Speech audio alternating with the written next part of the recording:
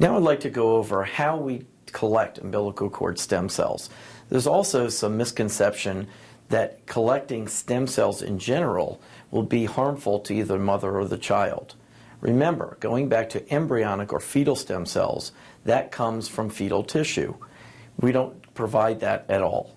What we do is we go to the umbilical cord and we collect blood from that umbilical cord, and then we process it so that we can get the stem cells from it. So for example, if a person is about to deliver in labor, after delivery the child is born as usual.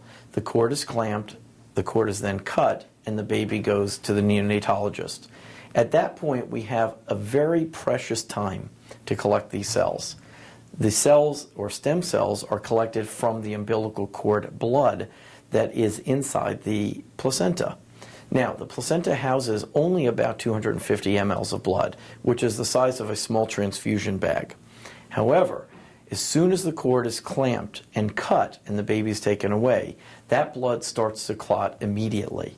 Therefore, there's a time issue involved with collecting the blood, and we absolutely, imperatively need the most blood we can get from the umbilical cord so that we can extract as many stem cells as possible. Now, this is in no way harmful, painful for the baby, and no way harmful or painful for the mother. Basically, it happens in the time period between when the baby is delivered and the cord is cut and the time that the placenta would be delivered later on. Now, what we try to do as a company, as a physician, we try to go and educate or speak with your delivering medical professional, whether it be a physician, an OB, a GYN, whether it's a midwife, or whomever.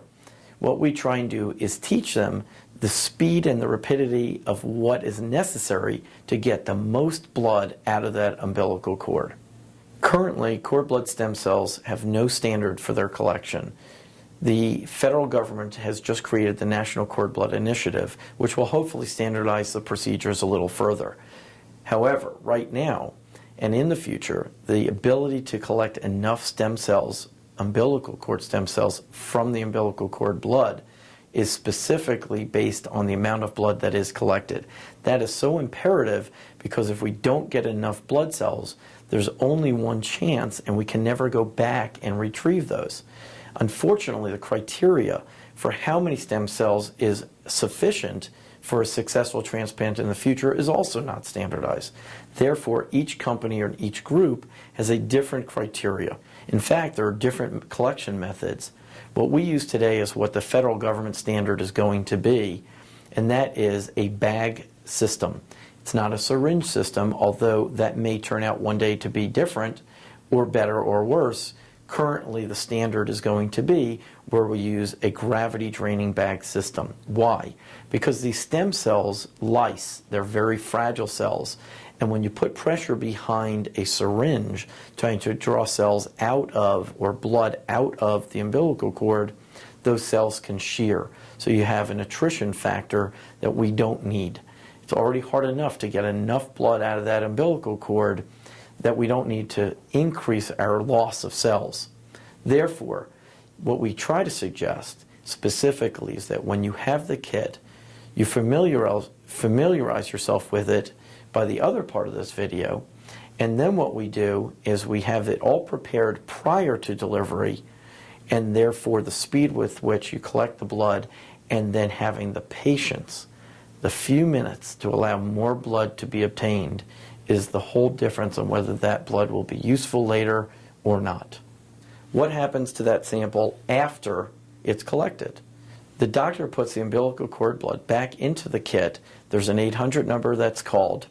A medical courier then comes to the hospital where you delivered, within a few hours picks up that kit, and it is medically couriered to our lab, which is in New Jersey. What happens at the lab? That umbilical cord blood then gets into a quarantine division. That quarantine division then sits there while the blood is being tested. The cord blood's tested for multiple viruses, for viability, whether the individual cells are good cells and useful cells. In addition, it's checked for the volume of cells collected. In other words, you can't take any volume of cells and be able to expand them because they're difficult to work with.